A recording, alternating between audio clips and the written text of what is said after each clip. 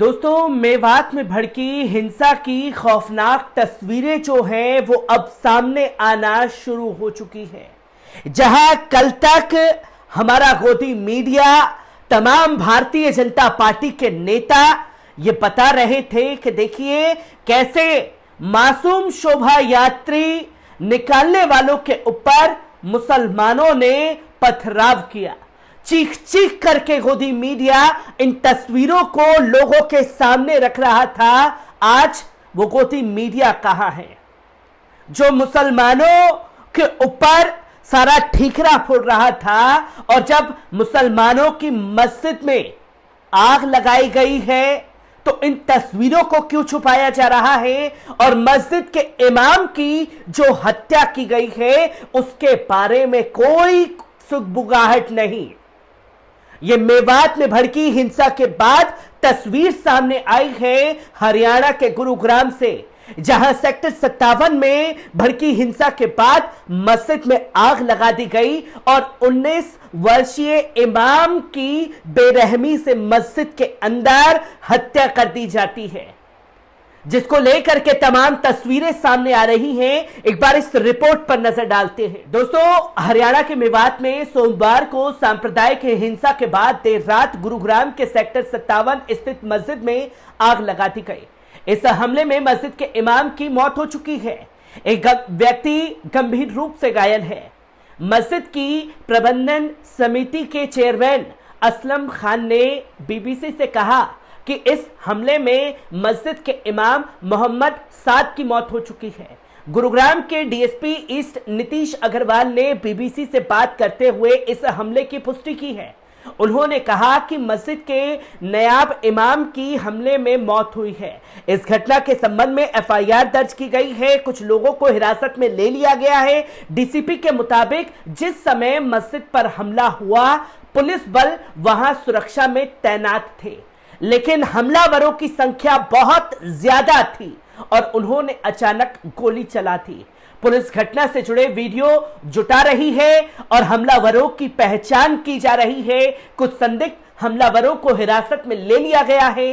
DSP के मुताबिक समूचे गुरुग्राम में बीती रात की इस घटना के बाद से सांप्रदायिक हिंसा की कोई खबर नहीं है।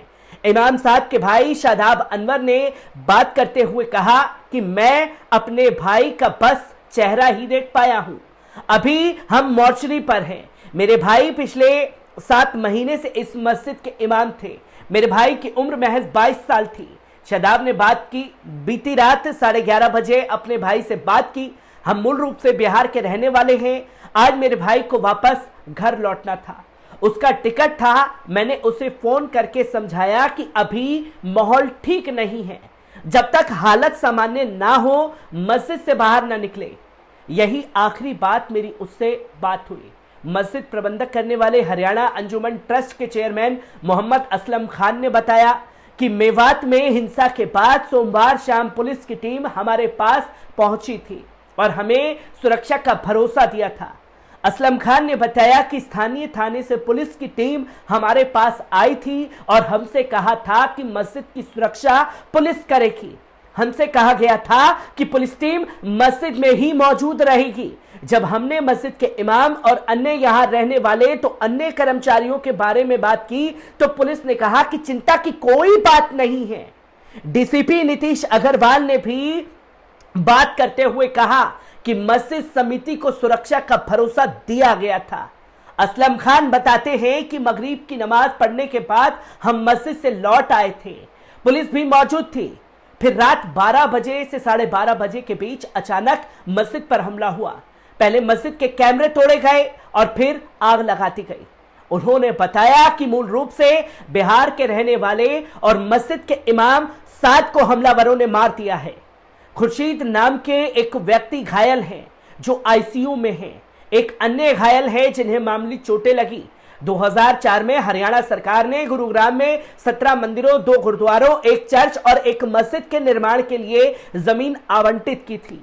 ये मस्जिद उसी जमीन पर बनी है और न्यू गुरुग्राम की एक लौती मस्जिद है। यहां आसपास रहने वाले मुसलमान नमाज पढ़ने आते हैं। हमले के बाद इस मस्जिद के पास पहुंचे एक पत्रकार ने बताया कि पुलिस ने हमें मस्जिद के भीतर दाखिल नहीं होने दिया। यहां हमले के निशान साफ नजर आ रहे हैं। मस्जिद की इमारत को काफी नुकसान पहुंचाया गया है। सोमवार को मेवात में विश्व हिंदू परिषद, बजरंग दल और तमाम हिंदूवादी संगठन की धार्मिक यात्रा निकली थी। इस यात्रा के दौरान दो गुटों में टकराव हुआ था, जिसके बाद कई जगहों पर हिंसा की तस्वीरें सामने आई। सोमवार शाम गुरुग्राम के सोहाना इलाके में भी हिंसा हुई। यहां मुस्लिम समुदाय से जुड़ी दुकानों को निशाना बनाया गया। बीबीसी संवाददाता अभिनव गोयल ने सोहाना इलाके का दौरा किया। अभिनव गोयल के मुताबिक सोहाना में इस समय सड़कों पर पुलिस बल तैनात है। सड़क के दोनों तरफ जो ठेले लगे थे और मुसलमानों की जो दुकानें थी वो जली हुई दिखाई दे रही हैं। दी अर्बन गौरसर नामक की दुकान है जो जली हुई है, उसमें से अभी भी धुआं निकल रहा है। संवाददाता के मुताबिक सड़क पर दोनों तरफ जली हुई गाड़ियां और दुकानें दिखाई दे रही हैं। कुछ दुकानों से अभी तक धुआं निकल रहा था। सोहाना के रहने वाले जमशेद ने कहा कि कल दोपहर के बाद हिंदूवादी संगठन से जुड़े लोगों ने हमला और दुकानों को आग लगाना शुरू कर दिया था। इस हमले में जमशेद के चाचा को गंभीर चोट लगी है। जमशेद के मुताबिक उन्हें 15 से ज्यादा टांके सिर में लगे हैं। घटना के बाद से वो सोहाना छोड़कर सुरक्षित स्थान पर चले गए हैं। जमशेद दावा करते हैं कि सोमवार शाम सोहाना में गोलीबारी भी हुई थी, जिसमें उसकी पहचान कई लोग घायल हुए। सोहाना से आगे नू की तरफ बढ़ते हुए सड़कें पूरी तरीके से खाली नजर आई। बीबीसी संवाददाता अभिनव गोयल के मुताबिक सड़कें पूरी तरह खाली हैं। हर 2 किलोमीटर के बाद पुलिस बैरिकेडिंग है। सड़कों ट्रक नजर आ रहे हैं जिनमें सुरक्षा बलों का सामान है और नू के इलाके में सीआरपीएफ के जवान नजर आ रहे हैं। विश्व हिंदू परिषद ने सोमवार मेवात में एक धार्मिक रैली का आयोजन किया था। विश्व हिंदू परिषद का आरोप है कि इलाके के जिहादी तत्वों ने अचानक रैली पर हमला किया और विश्व हिंदू परिषद के प्रवक्ता विनोद बंसल ने कहा कि हमारे कई लोग घायल हुए, कुछ के मारे जाने की भी रिपोर्ट सामने आई है। हालांकि अभी इसकी पुष्टि नहीं की गई है, हम आंकड़े जुटा रहे हैं। विनोद बंसल दावा करते हैं कि एक सुनियोजित साजिश के तहत हमारी यात्रा पर हमला किया गया। हमारे लोग बड़ी तादाद में वहां फंस गए थे, जिन्हें देर रात तक बाहर निकाला गया। विनोद बंसल कहते हैं अभी हमारा कोई व्यक्ति वहां नहीं फंसा है। प्रशासन और पुलिस बलों ने भी सभी को सुरक्षित निकाल लिया है। मस्जिद पर हमले की घटना पर अफसोस जताते हुए बंसल कहते हैं कि हमें इसकी जानकारी ही नहीं है साहब। अगर ऐसा हुआ है तो बहुत दुखद है। प्रशासन को जांच करनी चाहिए कि कहीं इसके पीछे कोई साजिश तो नहीं है।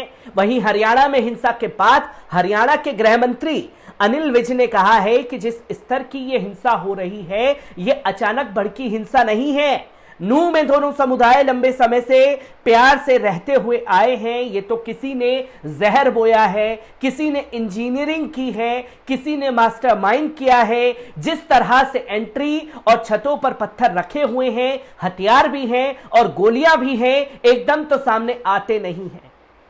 ये गृह मंत्री का बयान है और अब वो लोग कहां हैं जो ये दावा कर रहे थे कि साहब देखिए कि कैसे हमला हुआ, जिसकी कोई तस्वीर सामने नहीं आई। कहां कौन फंसा हुआ था कोई तस्वीर सामने नहीं, पर यहां मस्जिद को चिन्हित करके पुलिस की मौजूदगी में आग लगा दी जाती है और आग लगाने से पहले हमलावर कैमरे को तोड़ते हैं कि उन्हें कैसे पता कि किस किस जगह पर कैमरे रखे हैं। फिर मस्जिद के अंदर एंट्री और इमाम की हत्या। कई सारे सवाल खड़े हो रहे हैं और हर एक सवाल को लेकर के आपके साथ हाजिर होता रहूंगा। दीजिए इजाजत, शुक्रिया।